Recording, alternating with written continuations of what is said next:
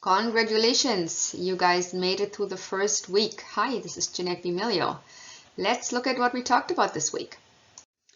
This first week's module provided you with a basic overview of the Hollywood entertainment industry with an emphasis on film and television financing and revenue models. You can now differentiate between the studio model and the independent film model.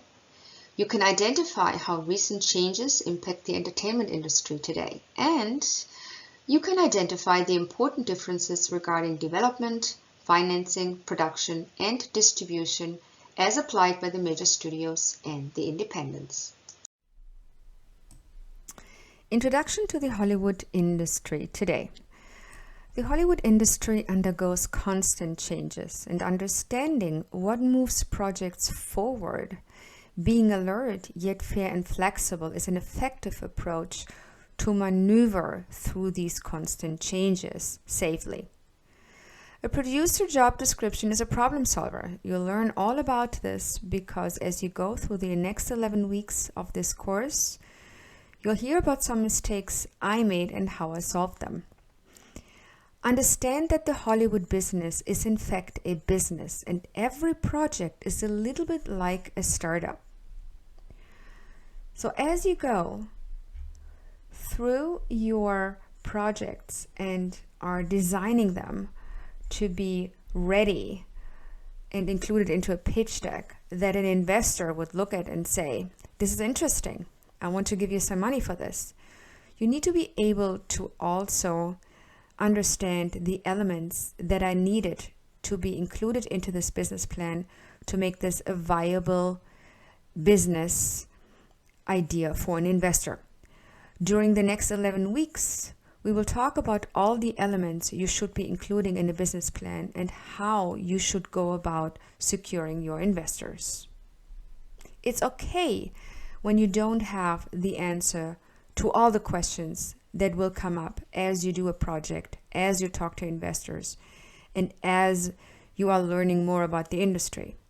But it is important that you look at the various risks that are available, I should say, and are most likely applicable, and that you learn about the ideal way to mitigate those risks and work with them. So knowing everything is not necessary, but knowing what risks you will likely encounter and how you can mitigate a majority of them is essential. And we're going to talk about this over the next few weeks. The history of Hollywood. In 1911, the first studio launched Nestor Studio. And from 1911 to 1929, Hollywood got to enjoy the beautiful black and white silent film era. In the 1920s to the 1960s, we're adding sound and color to the mix, and we're talking about the golden age of Hollywood here, which was dominated by the big five studios: Paramount, RKO, 20th Century Fox, MGM, and Warner Brothers. In 1948, a little wrinkle happened. The Supreme Court decided that studios can no longer own theater chains. Until that point, studios controlled the entire value chain of a film, the development, production, and distribution. With this change, one revenue source was being reduced, and now the studios had to deal with exhibitor owners that now owned the theaters. In the 1950s to the 1960s, we're talking about the golden age of television. This is when the studio started to produce television content. In the 1980s to about 2008, we're talking about a second golden age of television, which is also referred to as the peak TV area, with what I consider some really cool 1980s television series. 2008, Netflix launched, and we all know that disrupted our industry majorly. And the studios today are another big five, and of course this may change any minute with all the mergers and acquisitions that are going on. But for now, our big five studios are Paramount, Universal, Sony Columbia, Disney, and Warner Brothers. Let's take a look at major studios versus independents. And what's a major studio project? It is a film or television show that is controlled by the studio, which owns the IP. It is a project that is developed, produced, financed, and distributed by the studio. So the studio distributes the film in the theaters, online on their streaming platform, and on video on demand and television. And what's an independent project? That's a film or television show that is controlled by the producer who owns and or controls the IP. It's a project that is developed, produced, financed independently by the producer who would raise the funding from various sources to cover the production costs. The producer would not go ahead and distribute the film into the theaters and on TV and on streamers, but in fact, the producer would manage the distribution rights by engaging a sales agent or a distributor. Major studio finance models include high-budgeted tentpole films based on established IPs.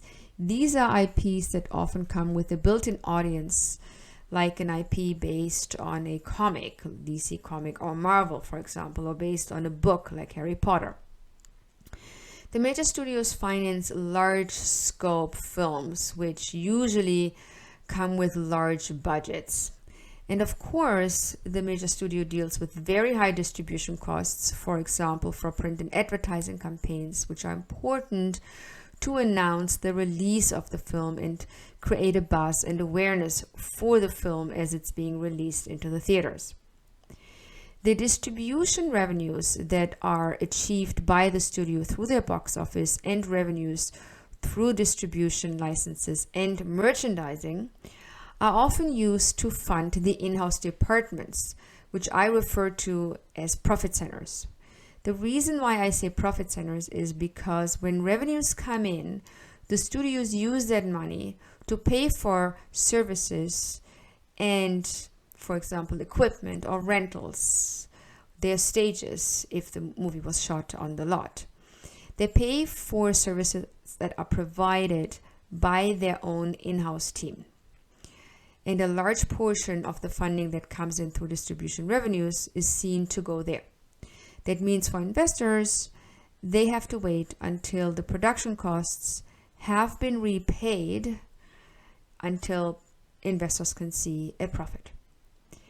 Independent finance models, we should say here first and foremost that when the studios stopped producing these mid-level theatrical features, they created a gap for independent producers to fill, which then went ahead and still do finance films that are low to mid-level and that are theatrically released. Not all of them, but some of them. And this is the niche that was left open by the studios who no longer produce these mid-level theatrical films. Independent producers have to deal with feasible budgets. They have to make sure that films are not too expensive, because otherwise they're going to have a very hard time raising the financing for them. And of course, independent producers deal with much lower distribution costs because they are not the ones who actually generate a marketing campaign and pay for a marketing campaign, for example. That is usually done by the distributor who acquires the rights to distribute the film that the producer has independently realized. Let's take a closer look at the major studio finance model versus the independent finance model. We did mention just a minute ago that major studios control the IP production and distribution. They also control the revenue flow. We also talked about distribution. We talked about the fact that the major studios control the distribution of their content in the theaters, on VOD, online, and on TV. I did mention that some of the revenues that are deriving from distribution and merchandising are used to cover production costs, which are generated by certain departments the studio controls, meaning in-house departments.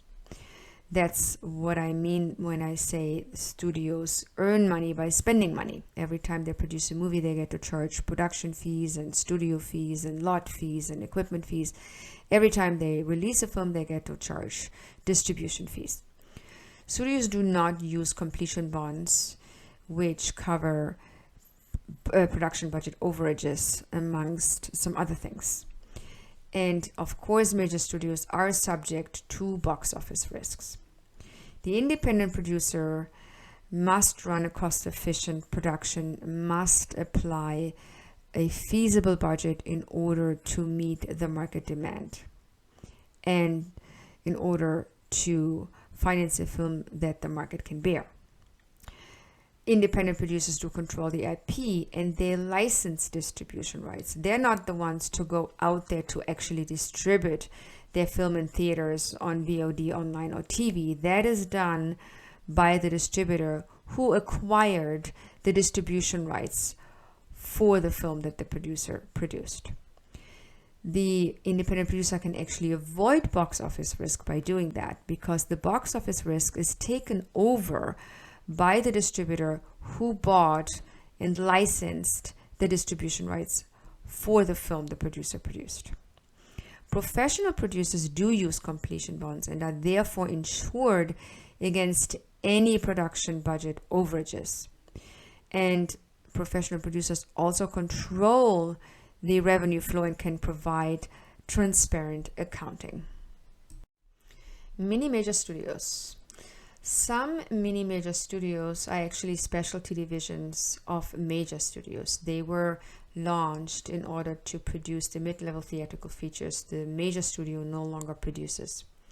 So mini majors produce and distribute low to mid-level theatrical features. They fill a niche that the majors have left. They often look for film projects with Academy Award potential, and they partner with independent producers who deliver commercially viable films that meet their demand. The Hollywood industry today, what are we observing? The major studios have been driving the industry until they were disrupted by the streamers, namely Netflix, who started it all. Hollywood major studios focus on IP-driven tentpoles with a built-in audience. They did launch recently their own online platforms with exclusive content that is owned and controlled by the studios, and they withdrew some of that content from other platforms which were licensing it. The independents were filling a gap that was left open by the majors when they stopped producing mid-level theatrical feature films. The independents are facing a decreased price level for commissions and license fees, and they're facing a decreased buying power today. They face also changing content mandates, which are driven by the various mergers that have happened recently and driven by the fact that a lot of people were let go and new personnel was added in a lot of the places with streamers, studios, and networks. The independents see an opportunity and can respond to the increased content demand, but they must step up with a strong, really innovative content, and they must apply feasible budgets. The streamers drive the audience online. They have made it a point to contract A-level talent exclusively, and they are creating their own in-house talent pool by also creating their own cast. They are no longer, they are still hiring A-level talent, but they are creating their own kind of A-level talent in order to avoid paying these high fees to expensive A-level cast and showrunners. So they're creating their own. They create bingeable content and create content that is specifically designed for their respective audience. The networks have lost audience to the streamers, and the decreased ad revenues that are connected to the loss of audience is the reason why the independents are facing decreased price levels for commissions and license fees and are facing decreased buying power today. The decreased funds for acquisitions and commissions are creating a lot of pressure for the networks to create and be part of what they call a content war by creating their own content in-house and producing expensive TV shows, hiring A-level talent, and hiring A-level writer-directors to create their own content. This is the way, this meaning the content war, is the way the networks are competing with the streamers. And of course, the networks also launch their own online platforms and place their own content there in order to compete with the independent streamers. Let's take a look at the activities. The activities every week are pretty similar. You're going to do a quiz that is due every Sunday at 11:59 p.m. This could be a quiz or an assignment, and it's always due on Sundays at 11:59 p.m. Pacific Standard Time. You'll find various discussions, and you log onto the discussion board to check if a post is due this week. You would review the assignment and make your posts by Sunday, also 11:55 p.m. Pacific Standard Time. Every second week, meaning every second Saturday, this Saturday being the first Saturday for the Zoom session 1, I offer a Zoom session live with Q&A. I do this because I found it beneficial for course participants to listen to some of the essential points I make regarding the course materials. I do usually cover 2 modules, not just one, and you can ask me any questions regarding the content that we're talking about in the module. The Zoom sessions are also great for you to meet your fellow course participants and network a little bit. The good part about it is I get to know you, you get to know me, and we can kind of create a relationship through these 11 weeks that you will be going through the entertainment finance course and the various modules. So this is a great way to get to know each other. This again is not a mandatory thing. You do not have to attend to the Zoom sessions because this is an online class and they're not part of the course. But again, I offer them as a courtesy, and you're absolutely welcome to log on. You will find the link in your Canvas calendar where these Zoom sessions will be announced.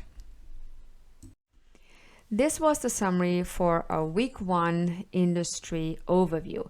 If you have any questions regarding this or the course material or the quiz or the assignments or the discussions, please feel free to reach out to me via the Canvas inbox. You can also set a time for office hours, which are announced on the Canvas calendar as well. You can sign up there for an office hour slot, which is done through a one-on-one live Zoom meeting. I'm looking forward to meeting you, and you'll get the next summary for the next week next week.